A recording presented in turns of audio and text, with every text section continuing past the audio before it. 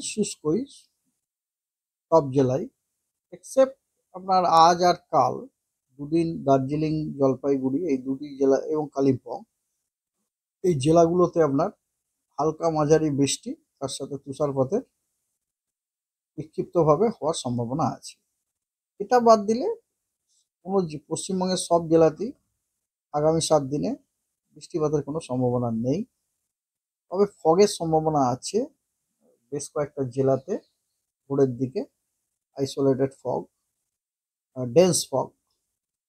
আর ন্যূনতম তাপমাত্রা আপনার ধীরে ধীরে বাড়ার সম্ভাবনা আছে। সরস্বতী পুজোর দিনে পাচ্ছি বলে সরস্বতী পুজোর দিনে আমি বলছি, আজকে আপনি যা ঠান্ডা পাচ্ছেন সরস্বতী পুজোর দিনে কিন্তু ঠান্ডা এর থেকে কমে যাবে। কারণ এর কারণটা হচ্ছে যে নর্থ ওয়েস্টার্লি উইন্ডটা কমে যাচ্ছে। আমরা ধরুন নর্থ ওয়েস্টার্লি উইন্ড পাচ্ছিই না ওই পিরিয়ডটাতে। তার জায়গাতে বে অফ বেঙ্গলের কাছে একটা ছোট অ্যান্টিসাইক্লোনের জন্য ওই অ্যান্টিসাইক্লোন থেকে পাম্প হওয়া আমরা সাউথ ওয়েস্টার্লি উইন্ড পাচ্ছি, সাউথ ওয়েস্টার্লি উইন্ড পাচ্ছি, এবং that is carrying moisture also. তো তাহলে ব্যাপারটা কি দাঁড়ালো? দাঁড়ালো আপনার মেন ঠান্ডা হাওয়ার যে সোর্স নর্থ ওয়েস্টার্লি উইন্ড, উত্তর পশ্চিম দিক থেকে আগত হাওয়া, সেটা বন্ধ। দুই, আপেক্ষিক এই সরি আপাত সরি রিলেটিভলি রিলেটিভলি আর্দ্র হাওয়া দক্ষিণ পশ্চিম দিক থেকে আসছে, এবং আর্দ্র হাওয়াতে একটু গরম হয়, ঠান্ডা হয় না। সেই কারণে আপনার ঠান্ডাটা কমে যাওয়ার একটু সম্ভাবনা আছে। ওই ঠান্ডা আবার পরে বাড়বে, এমন নয় যে ঠান্ডা চলেই গেল, ঠান্ডাটা আবার পরে বেড়ে যাবে। তবে সরস্বতী পুজোর দিনে আপনার ঠান্ডা আজকের তুলনায় কমে যাবে। তবে ফগের সম্ভাবনা আছে। ফগের সম্ভাবনা আপনার আজকে ধরুন, আজকে সকাল 8:30 থেকে আগামীকাল সকাল 8:30 পর্যন্ত আপনার দক্ষিণের যে জেলাগুলো আছে না, 2 মেদিনীপুর, তারপর আপনার 2 চব্বিশ পরগনা, হাওড়া, হুগলি, ক্যালকাটা, এই জেলাগুলোতে আপনার ডেন্স ফগ বিক্ষিপ্তভাবে হওয়ার সম্ভাবনা আছে।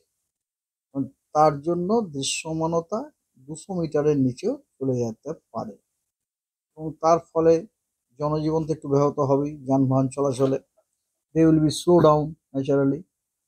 আর এছাড়া আজকে আর একটা ব্যাপার আছে, দার্জিলিং জেলাতে আজকে আপনার বিক্ষিপ্তভাবে হেলস্টর্ম এবং থান্ডারস্টর্ম দুটোই হওয়ার সম্ভাবনা আছে। ঠিক আছে? আর আগামীকাল পশ্চিমের জেলাগুলোতে আপনার আইসোলেটেড ডেন্স ফগ হওয়ার সম্ভাবনা আছে। সেই জেলাগুলো হচ্ছে ঝাড়গ্রাম, পশ্চিম মেদিনীপুর, পশ্চিম বর্ধমান, বীরভূম, মুর্শিদাবাদ।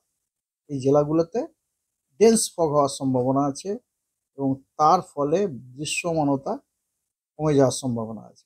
তার ফলে ভোরের দিকে ওই যে গাড়িগুলো বাসগুলো চলে, সেই বাসগুলো যখন চলবে তখন আপনার যথেষ্ট রকম ভোরের আকাশে কুয়াশা থাকবে, এবং তাতে দৃশ্যমানতা যথেষ্ট কমে যাবে, 200 মিটারের নিচে চলে যাবে।